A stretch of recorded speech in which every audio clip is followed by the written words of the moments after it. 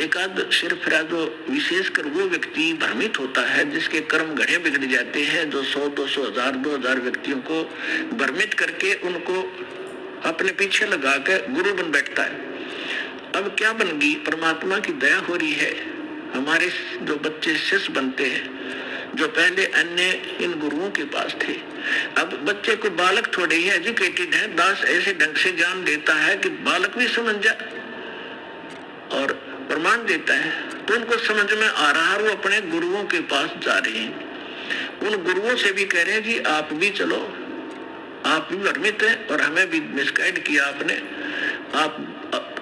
आपका उद्देश्य तो ठीक था कि आप कुछ मार्गदर्शन करें, लेकिन आपको ही नहीं पता, आप झूठे गाइड बन गए, आप भी चलो। तो जो अच्छी आत्माएं हैं वो आ जाते हैं, दीक्षा भी ले रहे हैं। एक तो ये कह रहा था कि मेरे 20,000 शिष्य हैं, मुझे ये ज्ञान मिला, पहले मैंने ज्ञान गंगा पढ़ा और फिर मैंने अपने शिष्यों से कहा कि तुम भी पढ़ो, देखो इसमें क्या है।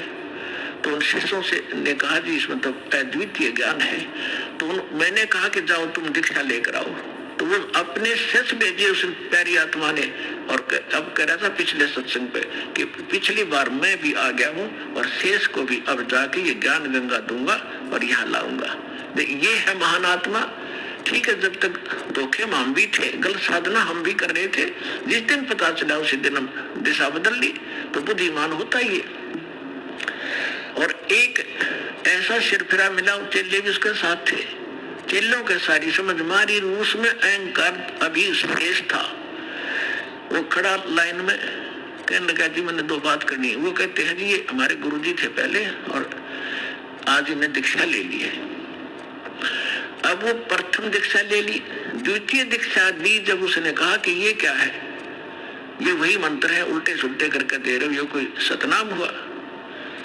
तो पुण्यात्मा यही मार खाता ये प्राणी। वो एम था उसके अंदर, अहंकार था। अब डॉक्टर मैं हूँ और रोगी वो बनकर आ रहा है और डॉक्टर की दवाई में वो ऑब्जेक्शन कर रहा है। एक जड़ी बूटी होती है, उनको अगर 4-5 जड़ियां मिलाई जाती हैं तो उनका गुण धर्म कुछ अन्य होता है, वो कुछ अन्य लाभ देती है। और जब उनको सिंगल खाया जाता है तो वो अलग लाभ देती है, और जिनको 2 में मिलाकर खाया जाता है तो वो अन्य लाभ देती है। तो इस प्रकार उसको समझाने की चेष्टा की और वो उसका सौभाग्य दुर्भाग्य साथ है, उसका समझ में आई कि ना हुई। तो आपको भी बता रहा हूं कि ऐसे भ्रमित ना होना। पहले तो ये देखो कि जो ज्ञान दास ने आपके रूबरू किया है, विश्व में आज तक ब्रह्मा विष्णु महेश क्लियर नहीं कर सके इसको। इस दास पे दया हुई, तो आगे कौन सी का चीज छोड़ दूंगा मैं, ये भी विचार कर लेना।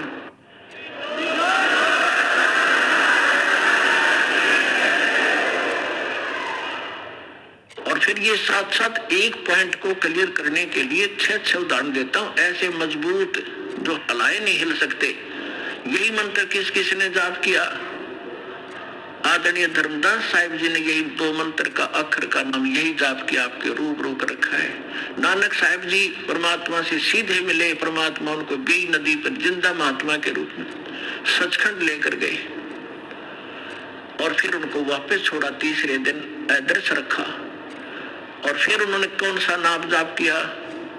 उनकी समुद्र की साखी परमात्मा जो बाला वाली जो साखियां हैं, जन्म साखी, उसके अंदर एक समुद्र की साखी है। उसमें एक कथा है कि एक समय बाला और मर्दाना नानक साहिब के साथ रहा करते थे अधिकतर। उन्होंने एक दिन प्रार्थना की, गुरुदेव हम श्रीलंका जाना चाहते हैं, देखना चाहते हैं, दया करो। उन्होंने कहा आंखें बंद करो। आंखें बंद करके खोली तो समुद्र के किनारे खड़े थे।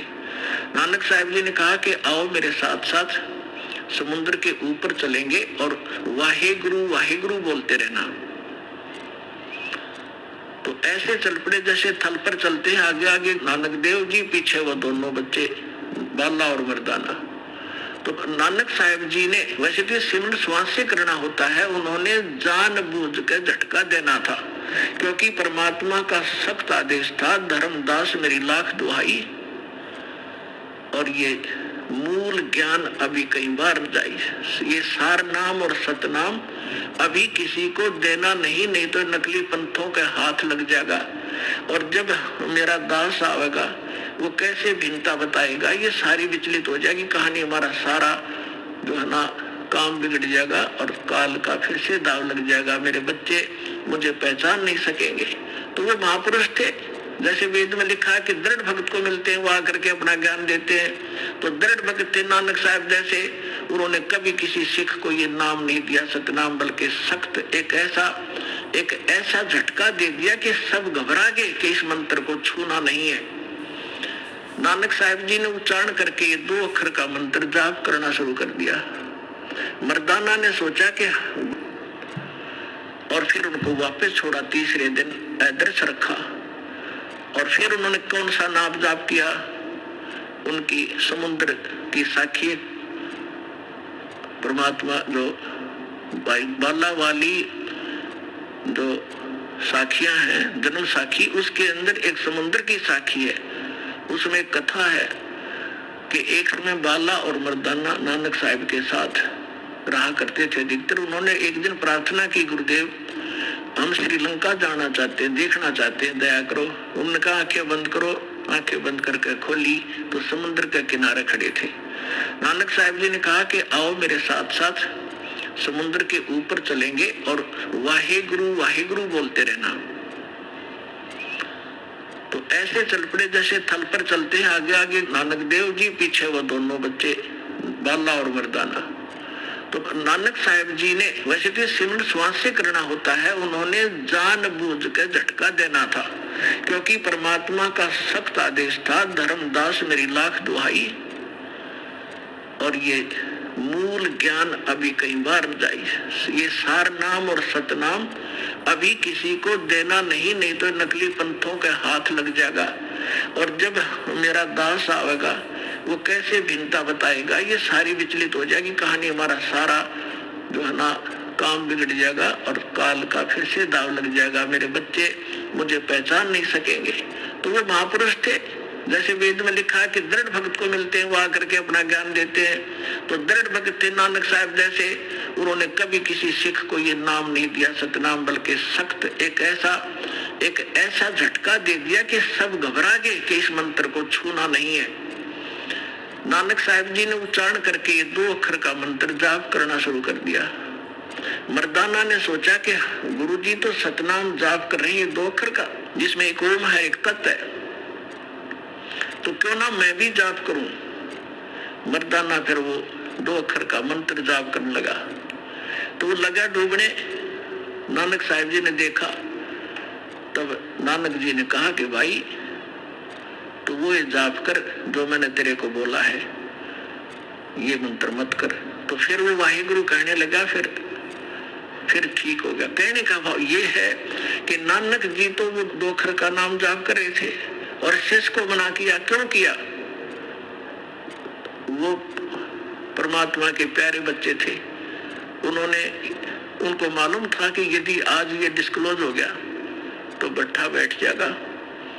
आज तक किसी सिख को इस सतनाम की भनक भी नहीं है, ना वो ग्रंथ साहिब में रखा, अलग अलग स्थानों पर रख दिया, लेकिन सीधा नहीं रखा और वहां से प्रमाणित हो गया।